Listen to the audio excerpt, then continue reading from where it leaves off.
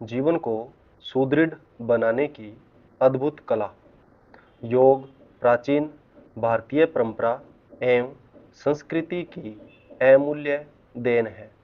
योग अभ्यास शरीर एवं मन, विचार एवं कर्म, आत्म संयम एवं पूर्णता की एकात्मकता तथा मानव एवं प्रकृति के बीच सामंजस्य स्थापित करता है। वह स्वास्थ्य एवं कल्याण का सहज संबंध बनाने वाला दृष्टिकोण है। योग केवल व्यायाम नहीं है, बल्कि स्वयं के साथ विश्व और प्रकृति के साथ एकल खोजने का भाव है। योग स्वयं के माध्यम से स्वयं की यात्रा है। भारतीय दर्शन के 6 स्कूलों में से एक स्कूल योग का है। योग एक प्राचीन भारतीय जीवन पद्धति है। योग पद्धति का सूत्रधार महर्षि पतंजलि को माना जाता है। यह एक ऐसी पद्धति है जिसके माध्यम से शरीर, मन और आत्मा के मध्य संतुलन स्थापित किया जा सकता है। योग शब्द की उत्पत्ति संस्कृत के शब्द युज से हुई है, जिसके 2 अर्थ हैं। एक अर्थ जोड़ना और दूसरा अर्थ है अनुशासन। योग के अभ्यास से शरीर और मस्तिष्क के बीच एक संबंध बन जाता है, जिससे मस्तिष्क अनुशासित रहता है।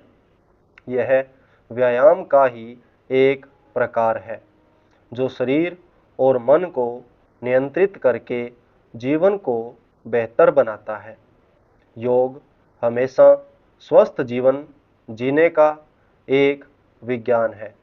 यह एक दवा के समान है, जो हमारे शरीर के अंगों के कार्यों के करने के ढंग को नियमित करके विभिन्न बीमारियों को धीरे धीरे ठीक करता है।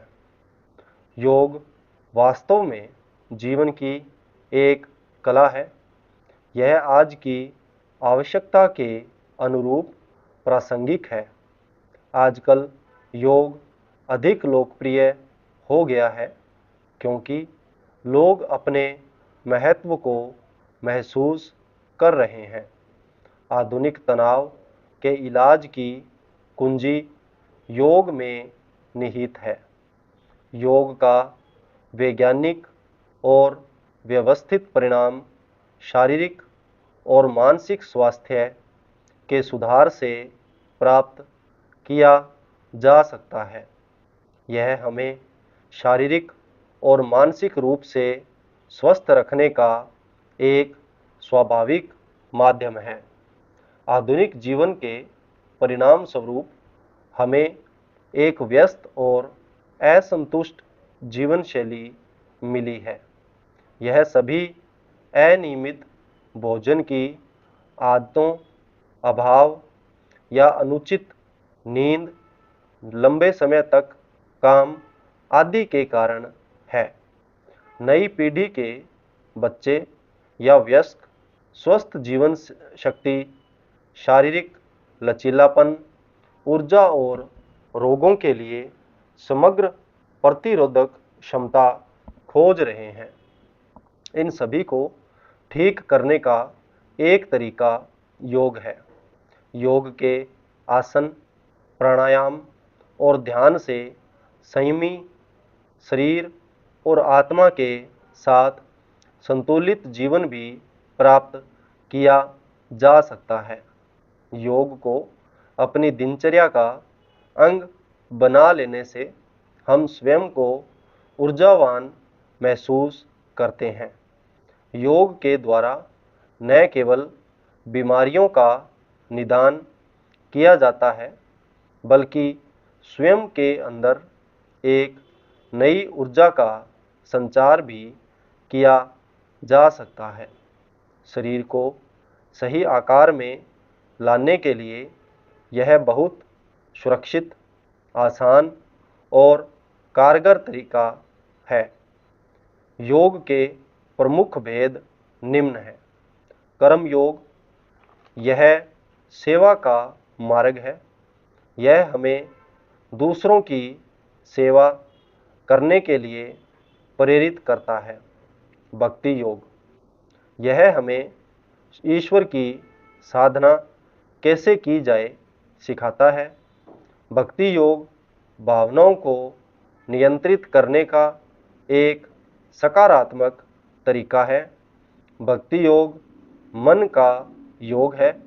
इससे सहिष्णुता की उत्पत्ति होती है। ज्ञान योग, यह बुद्धि का योग है। इस योग में बुद्धि के विकास की आवश्यकता होती है।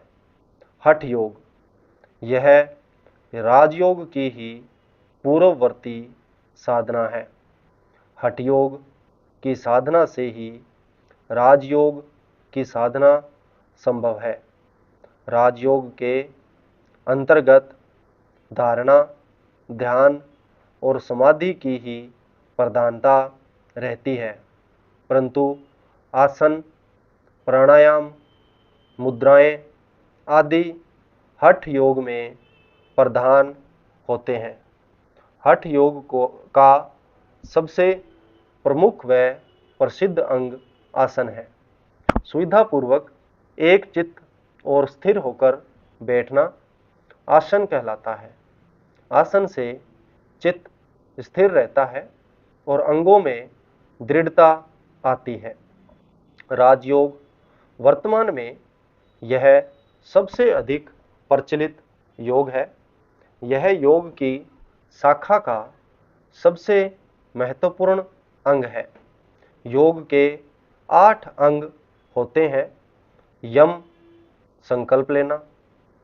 नियम, आचरण या आत्म अनुशासन। आसन, प्राणायाम, श्वासों पर नियंत्रण।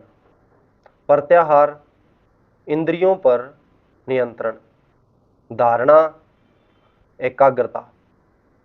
ध्यान या मेडिटेशन और समाधि, परम आनंद की अनुभूति या मोक्ष प्राप्ति। योग की अभिक्रिया आसन से आरंभ होती है और इससे पूर्व यम तथा नियम से गुजरकर साधन को परिशुद्ध होना पड़ता है।